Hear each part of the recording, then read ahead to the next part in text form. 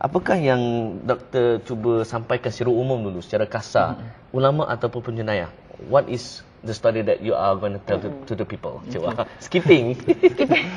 Bismillahirrahmanirrahim. Terima kasih Amin. Dan apa nama tu, secara umumnya kita nak bawakan bagaimana Nabi SAW mengingatkan kita, kullu mauludin yuladu 'ala al-fitrah.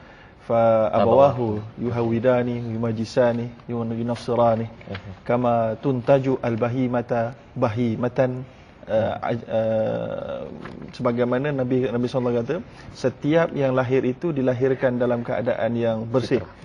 Maka tertakluk kepada ibu bapanya untuk menentukan dia sebagai pengikut Yahudi, Nasrani, Majusi. Sebagaimana seekor binatang akan melahirkan seekor anak yang lengkap, ya, yang mana kamu tidak akan dapati dia akan ada terpotong telinga dan seumpamanya. Jadi disebutkan oleh Imam An-Nawawi dalam syarah hadis yang diriwayatkan oleh Imam Muslim itu, menunjukkan besarnya peranan dalam rumah itu melebihi apa saja pengaruh-pengaruh luar sebenarnya. Walaupun kita nak beritahu bahawa kita hanya ada waktu dengan anak beberapa ketika di rumah, dan kemudian dia akan ke sekolah, pengaruh rakan universiti, pengaruh tempat kerja, tetapi kita tak boleh nafikan foundation yang paling penting untuk anak itu adalah rumah. Itu yang saya nak tekankan. Asas gambaran awal. Mana cara mendidik tu. Tapi kalau kita tengok cara mendidik tu, kalau kita pecahkan beberapa kategori, dia ada banyak. Mungkin dari segi mindanya, daripada baby tu kita saling bercakap dengan dia, sampaikan mesej. Bila dah besar sikit, cara, aktiviti dia, akhlak dia. Lepas tu kita nak terapkan iman tu. Jadi yang mana dulu sebenarnya, dan bagaimana cara? Kadang-kadang ibu bapa mungkin tak tahu kan, dia macam kadang tersalah, terlebih bagi sebelah sini kurang. Jadi macam mana nak menyimbangi semuanya tu? Membalancekan. Jadi mana satu dahulu itu, saya kira kalau dah terlambat, maka susahlah, dia macam telur dengan ayam masa satu dulu. Cuma yang paling penting, dia akan bermula semasa pencarian jodoh. Pencarian pasangan daripada situ lagi. Kerana itulah Nabi SAW dah ingatkan banyak kali, iaitu tungkahul mar'ah li arba'. Dikahwini wanita kerana 4 perkara. Maknanya lelaki pun sama juga. Kan, jadi wali jamaliha, wali hasabiha, wali maliha, kemudian wali diniha taribat siadak, ya. Jadi iaitulah kerana kecantikan, kerana keturunan, kerana harta, dan juga yang paling penting kerana agamanya, dan siapa yang dapat agama maka dia seorang yang untung. Maka kerana itulah juga Nabi kemudian sebutkan pada seorang sahabat bernama Mughirah, yang ketika itu ingin berkahwin dengan seorang wanita yang dia tak pernah tengok. Maka Nabi kata, kamu tak pernah tengok, unzur ilaiha fa innahu ahra ayudama bainakuma. Hendaklah kamu pergi meneliti wanita ini dan kamu lihat bagaimana dia, ya, supaya kerana itu lebih mampu untuk mengekalkan rumah tangga kamu. Jadi maknanya daripada peringkat nak berkahwin lagi, dan kemudian kalau dah ada pasangan, Islam berikan sedikit keringanan bila mana dah bertunang. Walau bagaimanapun ada keringanan ini adalah merupakan satu cabaran yang besar kepada rumah tangga yang akan dibina. Kerana apabila pasangan yang bertunang sudah pun ringan-ringan, berat-berat, macam-macam lagi istilah zaman sekarang, ya, dan berdating sana sini, maka ketika itu genetically dari sudut spiritual juga akan menyebabkan keturunan yang akan lahir itu akan terkesan. Sekiranya tidak bertaubat. Sekiranya tidak bertaubat. Maka kalaulah dia sewaktu dia bertunang ada masalah, kemudian dia teruskan tidak ada rasa bersalah, berkahwin, dan kemudian anak-anak tu akan ada genetik ibu bapa yang bermasalah itu. Yang tu orang kata apa, ikut bapa, ikut ayah kan. Kerana genetik bapa borik anak rintik yang sebagainya kan. Dia memang ada seumpama itu. Baik, jadi oleh kerana itu kita nak beritahu bahawa mana dulu, maknanya bila mana anak nak memilih jodoh, maka dia tertakluk kepada ibu bapa juga. Ibu bapanya akan tanya, interview bakal menantunya kan, kerja berapa, gaji berapa, itu yang lebih penting daripada akhlak dan solatnya. Maka ini satu perkara yang bermasalah dalam masyarakat kita. Maka oleh kerana itu kita nak sebutkan, bermula daripada situ masuk ke rumah tangga, maka ibu bapa akan memainkan peranan yang besar. Cuma kita nak beritahu bahawa peranan ini tidak menjamin kesan yang berjaya. Ini kita jangan rasa kecewa, sebab Allah SWT telah pun menyatakan, innaka la tahdi man ahbabta walakin Allah yahdi man yasha. Kamu tidak boleh beri hidayah kepada orang yang kamu inginkan, Allah yang memberikan hidayah. Macam Nabi Nuh yang sentiasa memainkan peranan sebagai seorang bapa yang hebat, maka ketika mana nak naik di atas bahtera besar itu, irkam ma'ana wala takum ma'al kafirin. Dia kepada anak-anak, ya bunayya, wahai anakku, main naik dengan aku, jangan kamu bersama-sama dengan orang kafir. Tapi anak dia enggan. Anak dia kata, tak payah, aku akan pergi cari gunung paling tinggi, aku akan selamatkan dia aku daripada banjir. Tapi dia pun mati. Maka ini menunjukkan bahawa bapa memainkan peranan yang penting. Sebab itu kalau kita lihat dalam Quran, banyak dialog di antara dalam rumah tangga adalah dialog bapa dengan anak. Ada tak dialog perempuan, ibu dengan anak? Tak ada. Ya bunayya wala tusyrik billah kan. Kita tengok dalam kisah Luqman, memang ya bunayya itu semua Luqman berkata kepada anak dia kan, ya bunayya idh qala Luqman li ibnihi wa huwa ya'idhuhu la tusyrik, ya bunayya la tusyrik, iaitu wahai anakku, ketika mana Luqman berkata kepada anak dia ketika dia memberikan mauizah, memberikan nasihat, jangan kamu syirik kepada Allah Subhanahu Wa Taala. Itu mula-mula sekali. Benar. Jadi Luqman ada cerita pada anak dia. Kemudian Nabi Ibrahim pun ada berinteraksi dengan anaknya, sebagaimana dia melihat dalam mimpi, ani azbahuka fanzur madza tara, ya bunayya anni ara fil manam, aku ya wahai anakku, dan dipanggil dengan bahasa yang indah, ya bunayya, wahai anakku yang disayangi, ya begitu. Aku telah melihat dalam mimpi aku menyembelih kamu, apa pandangan kamu. Jadi ini nak menunjukkan bahawa adanya bapa yang berinteraksi selalu. Kerana interaksi seorang bapa itu lebih penting sebenarnya dan lebih masuk ke dalam jiwa anak daripada ibu. Ibu tadi ni dia sentiasa, tapi bapa ni dia seolah-olah macam direction. Ibu ni dia sentiasa memberikan comfort. Macam GPS lah ya. Bapa memberikan direction. Sebab itulah Nabi Ibrahim dengan anak dia, dengan Nabi Ismail, Luqman dengan anaknya, Nabi Nuh dengan anaknya. Kemudian ada Nabi Yaqub dengan anaknya. Jadi hampir semua menceritakan tentang kisah bapa punya peranan. Sebab itulah kita kata bapa dalam rumah tangga CEO. Isteri COO. Apa tu Chief Operating Officer. Dia bagi mengurus kan? Maknanya kalau tengok cara pandangan peribadi saya bersama dengan rakan-rakan kebanyakannya di luar sana, maknanya ada salah sedikit lah di situ. Sebab kadang-kadang ayah ni kata tugas ayah lebih kepada di luar rumah mencari rezeki, mak yang ditugaskan menjaga anak-anak. Mana sebenarnya salah di situ ya. Ayah juga perlu interaksi dengan anak. Mak akan carry yang ayah punya. Sebab saya masih ingat melihat satu dokumentari di United Kingdom dulu. Ada seorang wanita di UK, di US yang ada 8 orang anak. Sekaligus kembar 8 orang anak. Oh, tak. 8 orang. Tapi melalui tabung uji tu. Dia masuk, dia tak ada suami, tapi nak buat, dia ada suami bekas lah, tapi dia ada anak seorang yang lahir normal. Satu lagi yang 8 dia digelarkan octopus. 8 orang anak sekaligus, 8 orang.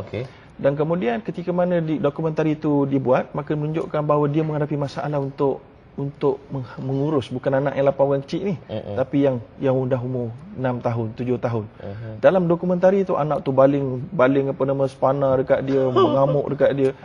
Sebab apa? Sebab apa saja yang ibu cakap dengan nada suara, intonasi ibu itu tak mampu untuk menjadi direction. Maka terpaksa dia minta bantuan daripada lawyer dia. Lawyer dia seorang lelaki, maka lawyer dia lah yang boleh mententeramkan anak lelaki dia, bawa pergi pantai. Ini sebenarnya sangat-sangat fitrah, sinergi dalam Islam. Rumah tangga, ibu dia mesti ada bapa. Kalau ibu tak ada bapa, maka dia akan menjadikan rumah tangga tu akan ada cabaran. Begitu juga dengan sebaliknya. Jadi sebab itulah suara ayah, kegarauan suara ayah itu adalah satu kepentingan yang cukup besar dalam masuk dalam jiwa anak. Kan dalam drama kan, mat jangan nakal. Mai bapak, mat jangan nakal. Terus dengar.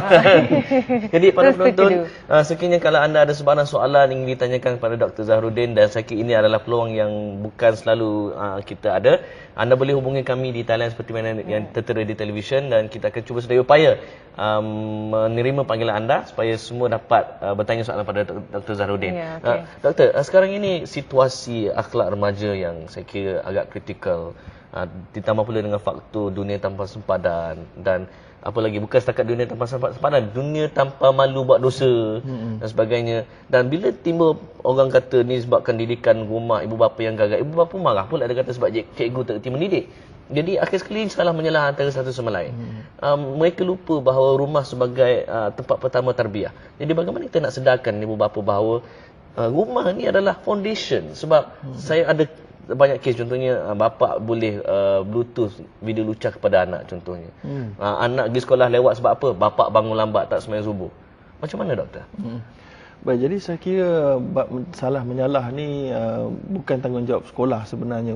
Sekolah di Malaysia ni kita lebih banyak melihat kepada dia memberikan ilmu. Tapi ada pendidikan knowledge itu ataupun pengamalan kepada knowledge itu lebih banyak sepatutnya kepada ibu bapa. Jadi ibu bapa boleh swastakan kepada sekolah untuk memberikan 2+2 bersamaan 4 dan seumpamanya. Itu knowledge tapi pengamalan anak akan lihat role model dia, mak ayah dia. Itu yang paling penting sekali. Maka kita nak sebutkan di sini adalah mak ayah tadi ni kena faham apa yang berlaku masalah akhlak itu. Yang pertama sekali kerana rumah sudah jadi kubur. Semacam Nabi SAW. Nabi kata, la taj'alu buyutakum qubura. Jangan jadikan rumah kamu sebagai kubur, mati, tempat orang mati. Tempat orang mati ni maknanya mati hati dia yang paling pertama, kerana tidak adanya ibadah dalam rumah tersebut. Tidak ada solat berjemaah, tidak ada pembacaan Quran, tidak ada tazkirahnya dalam rumah tangga. Maka ini menyebabkan anak itu mencari kepuasan yang di luar rumah ataupun dalam rumah, tapi mereka membuat dunia mereka sendiri. Iaitulah game, iaitulah internet, iaitulah Facebook. Dan ini akan menjadi game, ini akan menjadi rumah mereka. Dan kemudian mereka akan menghabiskan masa dan fokus mereka pada itu. Dan ibu ayah ada antara keculasan ataupun kecuaian mereka. Yang pertama ibadat tadi, yang kedua tidak ada pentarbiahan di sudut lisanul hal, menunjukkan bagaimana kasih sayang. Kerana itulah Allah SWT sebut dalam surah Ar-Rum ayat 21 tentang Allah SWT kata kami menjadikan kamu berpasangan, dan kemudian Allah SWT mengatakan litaskunu ilaiha ataupun waja'alna bainakum mawaddatan warahmah. Kami jadikan rumah tangga itu adanya kasih sayang dan belas ihsan, belas kasihan. Maka rumah tangga tapi ayat ni biasa bila orang baca untuk suami isteri tau. Tapi sebenarnya dia ada short untuk cinta-cinta je kan. Dia terpotong. Dia sepatutnya bukan suami isteri saja. Rumah tangga merangkumi anak lelaki, anak perempuan. Jadi maknanya mawaddah, belas kasihan dan rahmah itu adalah suatu objektif, destinasi yang perlu setiap rumah adakan dalam rumah mereka, bukan di kalangan suami isteri saja. Suami isteri, anak dan seumpamanya. Doktor, kita ada pemanggil sekarang, Rabiatul Adawiyah daripada Jempol. Assalamualaikum puan. Waalaikumsalam warahmatullahi. Ya, silakan puan bertanyakan soalan pada tetamu kita. Okey, saya nak bertanya soalan. Assalamualaikum Ustaz. Waalaikumsalam warahmatullahi. Saya nak bertanya, bila isteri menunaikan solat, suami tidak, dan kita bila terputus. Tak apa? Boleh cuba lagi sekali yes. mengi, sebab soalannya agak menarik di situ. Betul, pasal yalah mak solat, ayah tak solat. Mungkin sikitlah doktor. Baik, jadi kalau dalam konteks ini suami yang kita kata cuai tadi. Nak pula dia CEO. Baik, inilah yang dikatakan suami yang pertama sekali, bab suami yang kelemahan dalam rumah tangga ni disebut oleh Nabi, iaitulah salatatun, 3 kumpulan la yadkhulunal jannah, tidak akan masuk syurga. Al-aqu bi walidah, yang pertama yang menderhaka kedua ibu bapanya. Yang kedua adalah lelaki yang menyerupai perempuan, perempuan yang menyerupai lelaki. Yang ketiga ad-dayuth, lelaki yang dayuth. Lelaki yang dayuth ni dia yuqirru bi ahlihi al-khabath li mahabbatih, kata Imam Az-Zahabi, iaitulah dia membiarkan kemaksiatan berlaku kepada ahli keluarga dia, kepada isteri dia, kepada anak-anak dia, dan dia tak tegur. Dan dia tak buat kerana yang pertama, kerana kecintaan dia, kesayangan dia sayang pada anak dia, sayang pada isteri dia, malah nak tegur. Maka ini dayuth. Tapi dalam konteks soalan tadi ni, dia lebih teruk pada dayuth lagi. Dayuth ni maknanya dia biarkan orang lain tu buat salah, dia tak tegur. Tapi sekarang ni dia sendiri tidak melakukan asas-asas agama tadi, dia tak solat. Maka kalau isteri solat, suami tak solat, isteri perlu mencari jalan untuk menegur suami. Tapi suami ni dia ada ego dia sendiri. Maka oleh kerana itu teguran itu boleh dalam bentuk mengajak dia untuk pergi ceramah sebagai contohnya, dalam bentuk pihak ketiga membantu, yang dihormati kan. Dihormati membantu. Saya kira kalau dah buat benda tu masih lagi suami begitu, maka pada ketika itu dah tidak ada tanggungjawab pada isteri lah untuk membuat bertanggungjawab. Allah akan tanya usaha dia, bukan tanya hasil. Baik doktor, di talian sekali lagi kita ada Puan Latifah. Assalamualaikum. Puan Latifah, silakan. Assalamualaikum. Ya, Waalaikumsalam warahmatullahi wabarakatuh. Puan, boleh kuatkan sikit suara? Ya, saya Puan Latifah daripada Johor Bahru. Saya nak bercakap dengan Ustaz ni, Cik ni. Dr. Zahrudin. Cik. Assalamualaikum Ustaz. Waalaikumsalam warahmatullahi. Saya ni mempunyai seorang anak lelaki berusia 11 tahun. 11 tahun? Ya, saya.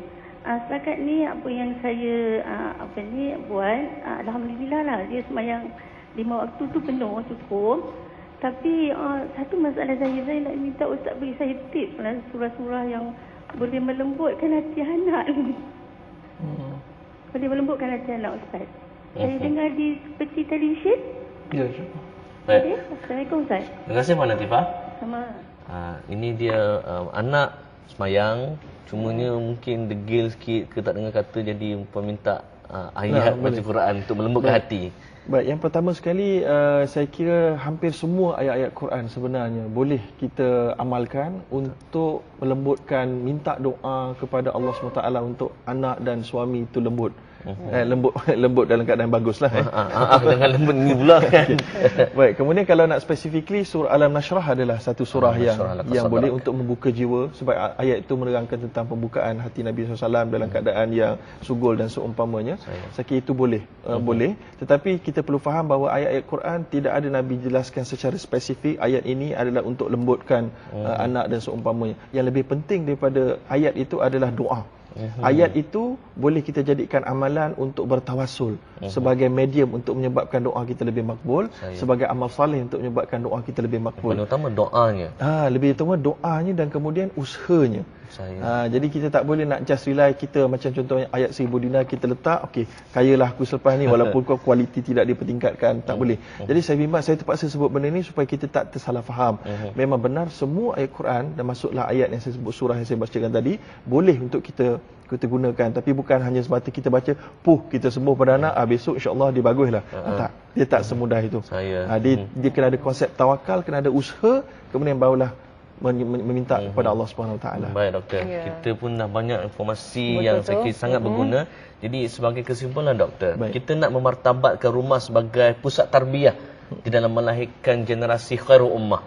Kesimpulan doktor. Baik, jadi sebagai saya kira kesimpulan yang pertama sekali, kita kena, anak ni dia akan membesar, dia akan boleh jadi seorang ulama, dia boleh jadi seorang penjenayah. Mak ibu ayah kena faham, mereka lah yang pertama-tama bertanggungjawab, jangan salahkan kepada sekolah.